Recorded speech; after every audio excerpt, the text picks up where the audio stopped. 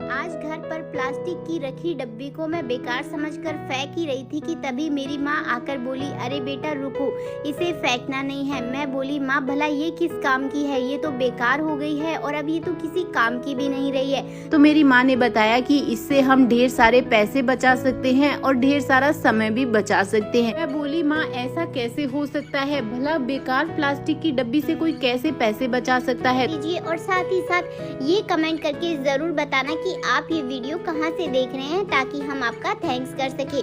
पिछला थैंक्स जाता है रूम में अच्छे से मेरी माँ ने छेद कर दिया। उसके बाद मैंने पूछा कि अरे माँ अब इनको क्या करना है, तो उन्होंने बोला कि इन तीनों डब्बियों को पहले हमें एक एक करके खोल लेना है।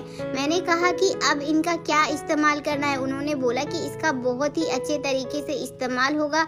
एक बार तुम इस तरीके से इस्तेमाल कर लोगी तो कभी भी प्लास्टिक की ये जो डब्बियाँ होती है ना, उनको नहीं फेंकोगी। मैंने कहा, अरे ये क्या, अब आप इसमें नमक क्यों डाल रही हो। और तो फिर मेरी माँ ने बताया कि हाँ, अब हमें तीनों डब्बियों में एक एक करके नमक डालना है। मैंने कहा, भला नमक कौन डालता है, ऐसे तो हमारा नमक भी वेस्ट हो जाएगा। तो मेरी माँ ने बताया कि नहीं बेटा, ये वेस्ट नहीं होगा, बल्कि इसकी हम एक बहुत ही कमाल की टिप बताने वाले हैं। तो मैंने कहा कि अरे अब इसमें हैंड वॉश क्यों डाल दिया। तो उन्होंने बताया कि अरे अगर हैंड वॉश है तो हैंड वॉश ही डालेंगे, फिलहाल हमारे पास में सॉफ्टनर नहीं है, वरना हम इसमें सॉफ्टनर भी डाल देते। फिर मैंने कहा, अरे ये क्या, नमक में लहसुन, अरे ये तो लहसुन खराब हो जाएगा। तो उन्होंने बोला कि नहीं, बिल्कुल भी खराब नहीं होगा। मैंने कहा, अरे अब क्या, अब तो आपने इसमें लौंग भी डाल दिए, और ये क्या, नींबू।